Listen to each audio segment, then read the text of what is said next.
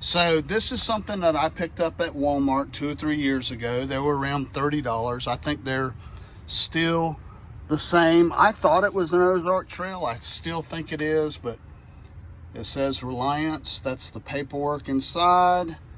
So that's what it looks like, just folded out. And of course, when you open the top, there you go. There's your portable toilet.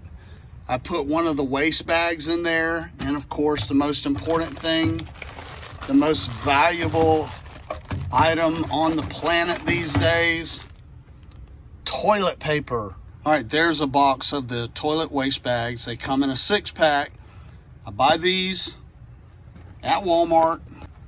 These are the waste bags that come, and I'm going to show you how they work. All right, when you open these waste bags up, there is the outer bag. It's kind of a Ziploc kind of sealable bag, but on the inside, there is an attached black trash bag. That's where all the bad stuff goes, and then you seal it inside the silver bag, and then you throw the whole thing away. So let me put it inside the toilet and show you how that works.